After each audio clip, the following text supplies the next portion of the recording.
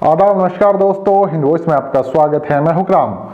उत्तर प्रदेश के मुख्यमंत्री योगी आदित्यनाथ आजकल चुनावी रैलियों में उत्तर प्रदेश की कानून व्यवस्था और वहां जो सुरक्षा है उस पर खुलकर बोलते हैं। अभी चाहे कुछ दिन पहले एक बच्चे के साथ उनका वीडियो वायरल हुआ हो, तब भी उन्होंने कहा था कि उत्तर प्रदेश में सब कुछ ठीक है। लेकिन क्या आपको लगता है कि उत्तर प्रदेश में सब कुछ ठीक है? लॉ एंड ऑर्डर की स्थिति बिल्कुल ठीक है? क्योंकि पिछले कई महीनों की आप मेरी रिपोर्ट लगातार अगर देखें कि किस तरह की क्राइम की खबरें हमने उत्तर प्रदेश की हैं, या और बहुत सारे चैनल हैं जो उत्तर प्रदेश के क्राइम पर रोजाना एपिसोड बनाते हैं। इसके अलावा अभी आपने देखा परसों की घटना है, 4 दलित लोगों की एक साथ हत्या की गई और बड़े भयंकर तरीके से बर्बरता के साथ उनकी हत्या की गई।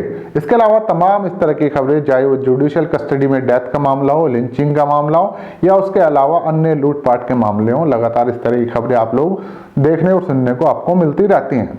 लेकिन इसके अलावा एक बड़ी रिपोर्ट सामने आई है जो आरटीआई के माध्यम से हमारे सामने आई है। ये रिपोर्ट तकरीबन 50 जिलों के प्रशासन से ली गई है आरटीआई के माध्यम से, जिसमें ये कहा जा रहा है कि उत्तर प्रदेश में हर रोज तकरीबन 3 बेटियां लापता हो जाती हैं। जी हाँ, बेटी बचाओ बेटी पढ़ाओ वाले नारे के साथ जहां सरकारें काम कर रही है वहां पर इस तरह की रिपोर्ट आना अपने आप में एक सनसनीखेज मामला है।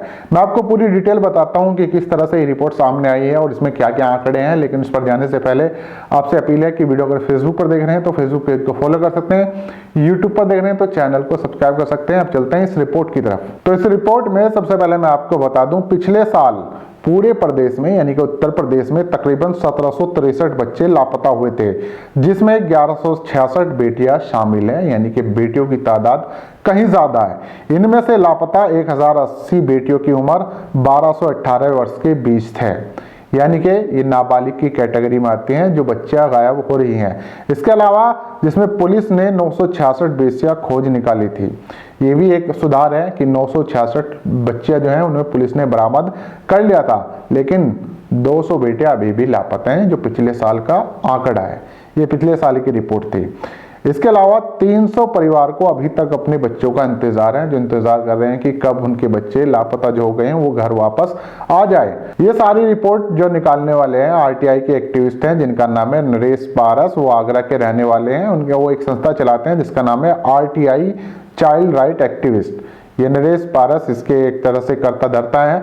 उन्होंने ये बताया कि 2020 में तकरीबन हमें बहुत सारे बच्चों की जानकारी मिली जो लापता हुए थे। हमने पुलिस से रिपोर्ट मांगी और पुलिस से मदद मांगी, जिसके बाद हमें तकरीबन 50 जिलों से जो जवाब मिले हैं उसमें यह है कि पिछले साल जो डाटा मैंने आप लोगों को बताया पिछले साल वो था। इसके अलावा 597 लड़के तथा 1166 लड़कियां शामिल हैं। इसके अलावा जो पिछले साल का आंकड़ा था 1763, जिसमें से तकरीबन पुलिस ने 966 बच्चों को बरामद कर लिया था।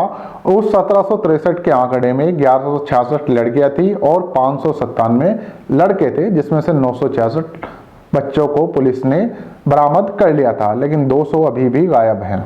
नरेश पारस का यह कहना है कि रोजाना 4 से 5 का आंकड़ा हमारे सामने आता है, लेकिन अगर ऑफिशियल आंकड़ा जो हमने निकाला तकरीबन जो ओवरऑल है वो 3 बच्चों का रोजाना है। और इसके अलावा इसमें इन्होंने कहा कि अगर 4 महीने तक कोई बच्चा बरामद ना हो या उसका पता नहीं लगाया जा सके कि वो कहाँ पर हो, उसके बाद मानव तस्करी निरोधक शाखा में उसको शामिल कर लिया जाता है, क्योंकि फिर ये उम्मीद लगाई जाती है कि शायद बच्चा किसी बड़ी मुसीबत में है। अब मैं आपको टॉप जो 5 जिले हैं जहां सबसे ज्यादा बच्चे मिसिंग की रिपोर्ट आते हैं, यानी कि लापता होने की रिपोर्ट आते हैं, वो मैं आपके सामने रख देता हूं।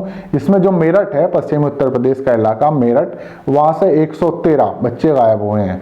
गाजियाबाद जो उसी से लगा हुआ है, दिल्ली एनसीआर का इलाका है, वहां से 92, सीतापुर 90, मैनपुरी 86 और कानपुर नगर 80।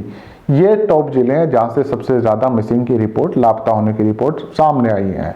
अभी कहाँ जाते हैं इसकी तो जांच का विषय है, लेकिन क्योंकि अभी भी बहुत सारे परिवारों को अपने बच्चों का इंतजार है और ऐसे में जब चुनावी माहौल चल रहा है, सब लोग लॉ एंड ऑर्डर की स्थिति पे बात कर रहे हैं और जो मुख्यमंत्री हैं योगी आदित्यनाथ वो चिल्ला कर कह रहे हैं कि उत्तर प्रदेश में अपराधी अब नहीं रमते।